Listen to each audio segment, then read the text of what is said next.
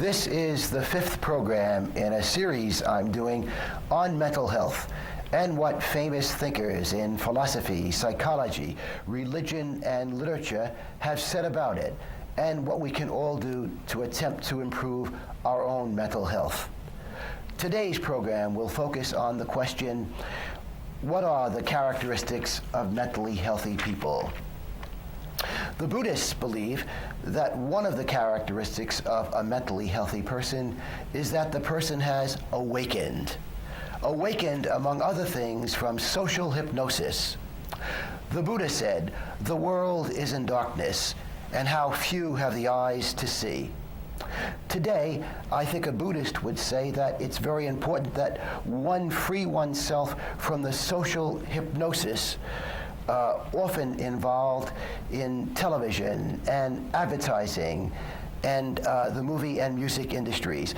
In other words, the idea is that if we are going to achieve better mental health, it's important that we see through the so-called fog emitted by the advertising, television, movie, and music industries, especially on the subject of what constitutes the good life.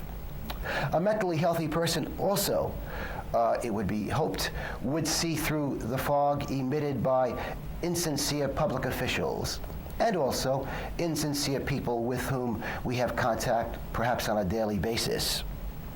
M. Scott Peck, famous 20th century psychiatrist, said this: "One of the roots of mental illness is the lies we have been told by others and the lies we have told ourselves."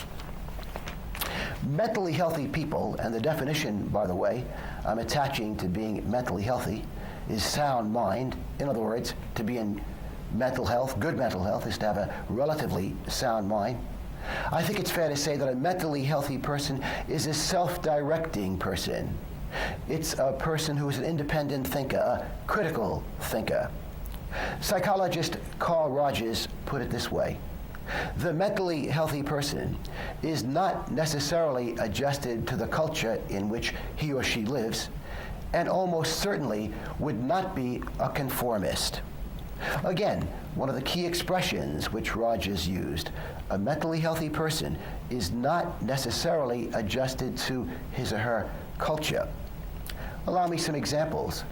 I think it's fair to say that if one lived in ancient Rome, in the days when 50,000 people jammed into the Colosseum to see animals kill other animals and animals kill and devour human beings, and to witness crucifixions of human beings as entertainment, it seems to me that those Romans who were in the best mental health saw through the fog emitted by this so-called entertainment and realized there was something wrong, something perhaps insane about what was going on. Another example concerning U.S. history, I think it's fair to say that the most healthy people who lived in the southern part of the United States, when we had law-imposed segregation, racial segregation, saw through the fog of racial segregation and realized that it was unjust, and perhaps insane in a certain way. And finally, another example, I think that Germans who lived in Germany through the Nazi period, that those Germans who were in the best of mental health realized something was wrong with their society, something was sick in their society. In other words, I'm suggesting to you that mentally healthy people, again, are self-directing people who are critical thinkers and who can see through the fog emitted by their societies. Another characteristic of mentally healthy people is endurance. So many psychologists and philosophers have addressed themselves to this characteristic. And what do I mean by endurance? Well, endurance is the ability to handle frustration and pressure reasonably well. Anxiety, nervousness, and stress are an inevitable part of life. They are part of the human condition. Indeed, Thoreau put it this way: "Dis-ease is the rule of our terrestrial life." And M. Scott Peck, in his most famous book, led it off with this sentence: "Life is difficult." Well, how to endure? What have the great thinkers suggested we do to endure in life, to deal with the frustrations, the disappointments of daily living? Well, one of the things we can do, perhaps the most important thing we can do, is to acknowledge that suffering is an inevitable part of life. That life is not and never will be a sitcom. Mother Teresa put it well. She said that suffering will never be completely absent from our lives. And former Supreme Court Judge Louis Brandeis gave one of his relatives this advice. He said this, and I'm quoting former Supreme Court Justice Louis Brandeis. "If you start with the premise that life is difficult, it will all be much easier. But if you start with the premise that life is easy, it will all be much more difficult." Something else we can do to help endure the difficulties of daily living is to take action.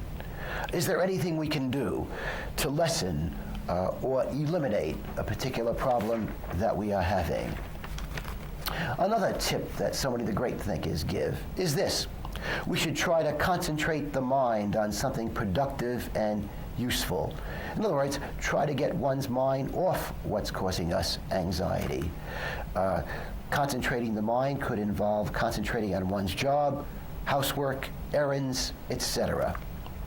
It's been said that idleness can be an enemy. The idea is that there is no greater cause of melancholy than idleness, and no better cure than activity. Therapeutic reading can also be part of one's personal program to deal with life's difficulties. And by therapeutic reading, I mean reading books and articles that promote understanding of oneself, others, and life. I've mentioned in previous programs, among the things I try to do on a daily basis to try to make my life more fulfilling are the following. I've mentioned that I have thousands of 3x5 index cards in my home with quotations on them, which I have taken from some of the great books that I have read. And every morning, while I'm dressing, I peruse about 5 of the quote cards, which I place strategically in my bedroom. And I periodically change the cards, but the point is, every day I try to read something early on that I feel will have a therapeutic effect on me and help me to get my day off to a good start. And of course, the other thing I do on a regular basis is to read important books. Books, again, which I think will have a therapeutic effect on me. Especially like the Buddhist holy book, the Dhammapada, the Hindu holy book, the Bhagavad Gita, and of course, I also read the New Testament. And as regular viewers know, I very much enjoy reading Henry David Thoreau and Ralph Waldo Emerson. Yale professor Harold Bloom put it this way. He said, "Reading is the most healing of pleasures." Something else we can do to endure is to engage in physical exercise. Studies on moderately depressed people have found that exercise on a pretty regular basis can be as effective, if not more effective, than antidepressant drugs, again, in helping people who are moderately depressed. And among the kinds of exercises that some psychologists and psychiatrists encourage people to engage in are walking, cycling, swimming, and jogging, among others. Also, something else perhaps we should do on a daily basis is to ask ourselves, is there anything positive that can come out of a particular difficulty we are dealing with? Thoreau put it this way. He said, "If we are quiet and ready enough, we shall find a compensation in every disappointment." And Emerson said this. Emerson said that good things can result from failure. Here are his own words. "Failure is a part of success. A man's success is made up of failures because he ventures and experiments every day." It's also been said that if we learn from our failures, in a certain sense, we really haven't failed. something else that we can do to deal with life's difficulties, and that is to do something for somebody else. The Buddhists believe that being kind is good for our mental health, that it's an important hygienic measure we can take. It's interesting that psychologists and psychiatrists will tell us that one of the characteristics of virtually all very neurotic people, maybe all very neurotic people, is that they are self-absorbed, that they can't seem to get their attention off themselves. And this just makes their illness worse. And the idea is that if highly neurotic people could begin to focus their attention on something other than themselves, that would be part of the plan, or the path, I should say, to recovery. Music, of course, can also be very therapeutic. Plato and so many other famous thinkers have said that certain kinds of music can be good for our souls. Nietzsche, the famous German philosopher, put it this way. He said, "Life without music would be a mistake." And of course, some people in dealing with life's problems, in fact, many people in dealing with the difficulties of daily living, look to belief in a higher power to help them. And so many people do find that regular prayer and or regular meditation help them to live more fulfilling lives. The great religions teach that it can be good for our mental health to think about death on a regular basis. I know that many Americans, at least I suspect many Americans, find this strange. But the idea is that thinking about death can reorient our priorities away from worldly, transient things to the enduring, to the eternal, to the spiritual. Again, thinking about death can transform us in a certain sense, can change our focus from the transient to the spiritual. Death, in other words, thinking about death, in other words, can give us perspective about what's really important in life. The Dalai Lama has put it this way: meditation on death cuts off attraction towards transient and meaningless activities. Again, meditation on death cuts off attraction towards transient and meaningless activities. The idea is that we should acknowledge that whether we worry or don't worry, we're going to die. Another characteristic so many of the great thinkers claim mentally healthy people have is that they have an ability to enjoy solitude. Psychiatrist Anthony Storr, a rather famous contemporary British psychiatrist, has written a wonderful book entitled Solitude. It's in paperback, and I highly recommend it to you. And psychiatrist Storr says this. He says it's very important for every human being to cultivate the ability to enjoy one's own company. He says it's a form of self-reliance. He suggests that we can double our pleasure if we can enjoy solitude. In other words, the idea is we can still enjoy the company of other people, but wouldn't it be great if we could also enjoy being alone? It's also interesting that so many famous thinkers have said that while other people can be a cause of happiness, other people can also be a cause of unhappiness. Indeed, Jean-Paul Sartre, very famous French intellectual, put it this way, and I'm quoting him: hell is other people. Freud claimed that other people are one of the three main causes of unhappiness in life. You may be curious about what the other two are. Well, Freud claimed the three main causes of unhappiness in life are: first, natural disasters, earthquakes, hurricanes, for example. The second major cause of unhappiness, as Freud saw it, was the dissolution of the body as one grows older. The idea that the body begins to break down as one grows older. But the third cause of happiness that Freud enumerated, again, was other people. And Freud claimed that we cannot underestimate the suffering, the pain that some other people can cause us in life. He did not deny that some people can be a cause of great happiness in our lives. But he said it's important to realize that other people can also have the opposite effect on us. Ralph Waldo Emerson also addressed himself to this subject. He wrote an essay, a very famous essay called Friendship. And in this essay, he talked about the illusions so many of us have about friendship. Emerson said this, and I'm quoting him, "Friends such as we desire are but dreams and fables." The idea is that we need each other and we need to get away from each other. We need conversation, but we also need silence. Writer Alan Watts, one of my favorite writers, put it this way.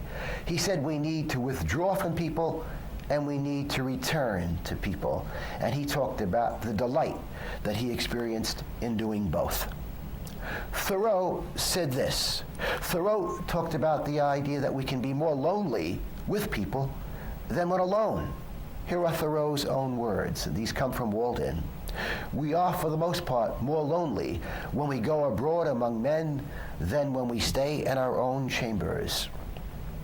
The idea also is that solitude can be stress-reducing. We need solitude to do our best thinking. The famous French philosopher Montaigne put it this way. He said, every human being needs a place where he can be alone on a daily basis. We also know that very spiritual people need daily doses of solitude and silence. Jesus and Buddha are good examples of people who needed much solitude and silence. Also, Christian monks, Buddhist monks, Islamic mystics have all talked about this need. And Albert Einstein in his very famous autobiography, talked about his need for solitude. And he claimed that as he grew older, he needed more solitude than when he was younger. And he also addressed himself to the idea he could only do his best thinking when he was alone. The Trappist monk, Thomas Merton, talked about the silence of the monastery. And he said this, and I'm quoting the Trappist monk, Thomas Merton. He said, "The silence spoke to me, and spoke more eloquently than any voice had ever spoken to me." Philosopher Bertrand Russell commented that the good life is a quiet life. Here are his own words. "The good life is, to a large extent, a quiet life, for it is only in an atmosphere of quietness that true joy can live." Also, the mentally healthy person is one who is growing in self-confidence and self-trust in encountering life's problems. In Shakespeare's Hamlet, a famous character in that play, Polonius, says the immortal lines, "To thine own self be true."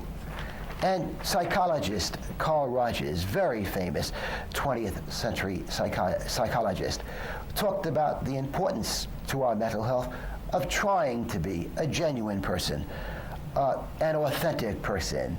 And he said that if we achieved a certain degree of authenticity, it would help make our relationships to others more authentic and would help draw out the authenticity from other people. Is there a downside to sincerity and authenticity and conforming less? Yes, there is. One may become less popular if one is a very authentic person. Studies in psychology show that very often very popular people are people who have no deep convictions, or if they do, they are very reluctant to express those deep convictions. The idea is that so often very popular people are all things to all people. But the idea is that one can pay a price in one's mental health for conforming. Well, the question is, again, if there is a downside to conforming less, why bother? Well, I think writer Hermann Hesse put it well. He said this, "The joys of integrity, of trying to be an authentic individual, are far greater than being a mass man or mass woman." Again, Hesse is reiterating the idea that while not conforming has a price, conformity also has a price. Of course, each of us must decide for himself or herself how much to conform. Carl Jung, the famous 20th century psychiatrist, said this. He said, a man cannot get rid of himself in favor of an artificial personality without punishment. He said that too much conformity, too little authenticity leads to bad moods and phobias. Physician, philosopher Albert Schweitzer put it this way. He said that no one, Schweitzer, let me introduce Schweitzer in this way. Schweitzer gives us a different angle on this. While Schweitzer did believe we should conform less and be more authentic, he also believed that no one, including our loved ones, has the right to know all our thoughts. Schweitzer believed that our soul is entitled to some privacy. Well, what's the solution? Am I confusing you? I've pointed out that Rogers and Jung and others have said it's very important to be sincere and authentic, but I've also pointed out that Albert Schweitzer and so many other thinkers have said that we should not tell people everything about ourselves. Indeed, Benjamin Franklin said this. Franklin said, "Let all men know thee, but let no man know thee thoroughly." So again, what's the solution? Well, I think it's this. One can be sincere and authentic in expressing what one believes without revealing all of one's beliefs. And again, why not reveal all of one's beliefs? Well, I think first of all that Schweitzer is right, that no one has a right to know all of our thoughts. Secondly, many people would not understand some of our beliefs. And thirdly, there are more than a few dishonorable people out there who may try to hurt us if we express certain beliefs that are dear to us. If low self-esteem, by the way, is a problem, well, one should ask oneself, what standards am I using to judge myself?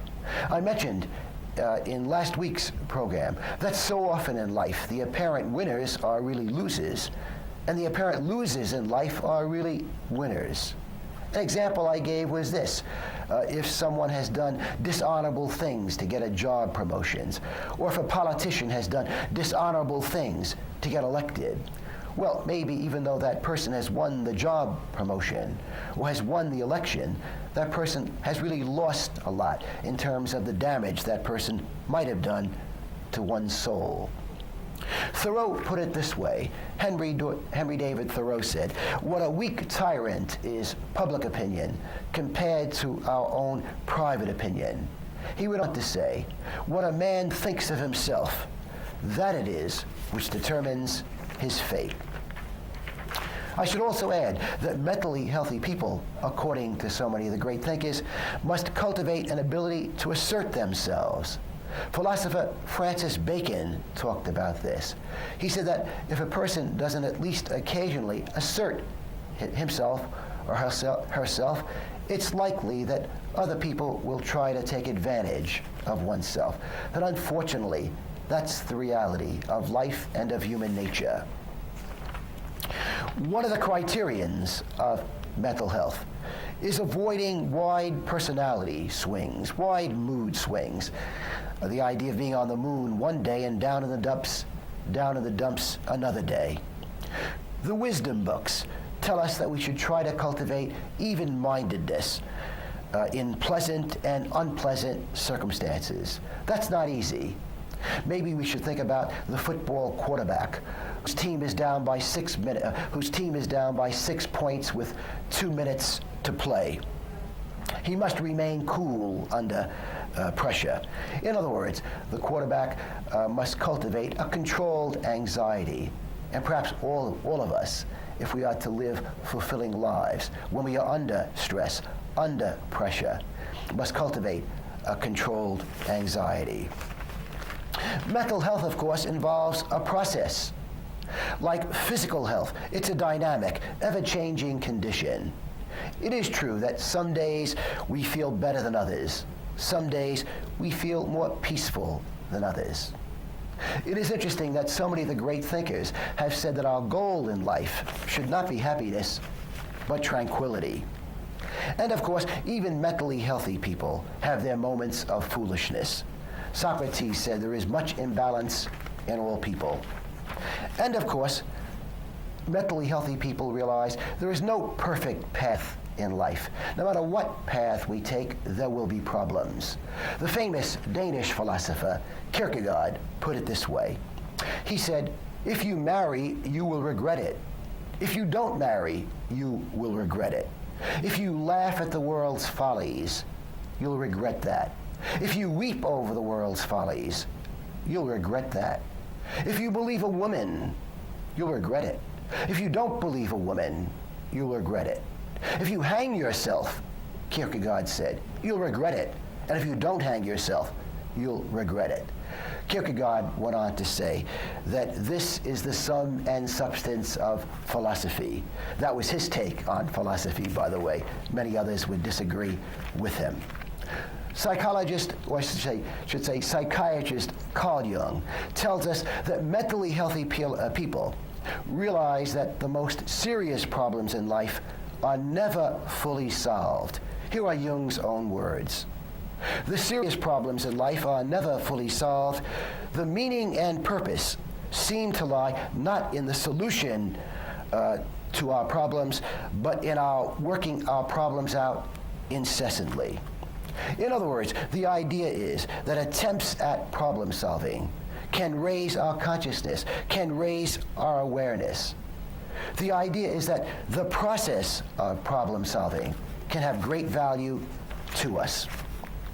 Psychiatrist Viktor Frankl, in his wonderful book called Man's Search for Meaning, said this. He said, the way we deal with our problems can give our lives a certain dignity. He said that if despite our problems, we still treat others justly and lovingly, and even reach out to others, that can give our lives a beautiful quality and meaning. Mother Teresa put it this way, if we worry too much about ourselves, we won't have time to worry about others.